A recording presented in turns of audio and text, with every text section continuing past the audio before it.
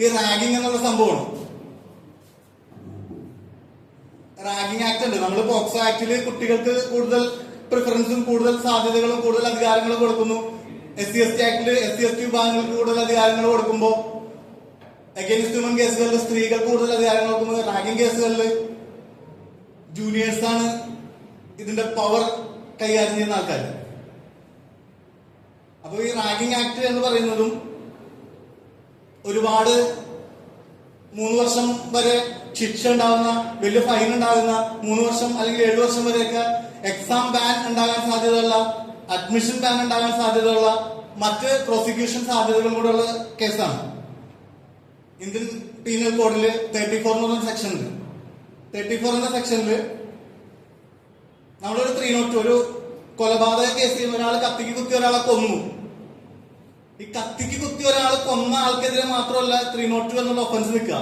ഈ കത്തി വാങ്ങിക്കൊടുത്ത ആള്, ഇയാളെ ഇവിടെ കൊണ്ടുവന്നു കൊടുത്ത ആള്, ഒരു പൊതു ലക്ഷ്യപ്രാപ്തിക്കായിട്ട് പ്രവർത്തിച്ച ഈ കൂട്ടായ്മയിലെ എല്ലാ അംഗങ്ങൾക്കും 34 IPC നിലവിൽ പൊതു ലക്ഷ്യപ്രാപ്തിക്കായിട്ട് പ്രവർത്തിച്ച എല്ലാവർക്കും ഈ 302 എന്ന ഒഫൻസ് തന്നെ നിൽക്കും.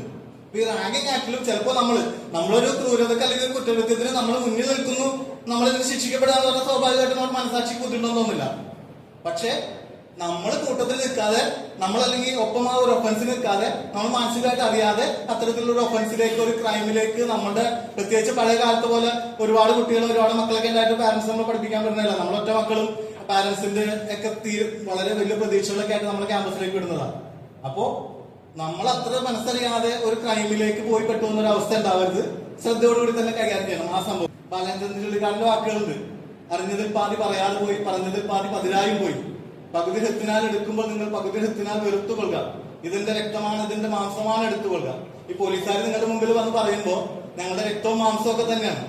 നിങ്ങൾ പ്ലെയിൻ ആയിട്ട് കേട്ടുപോകുക, എടുക്കാൻ പറ്റിയ കാര്യങ്ങൾ എടുക്കുക, ബാക്കിയുള്ളത് വിട്ടുകളയാം.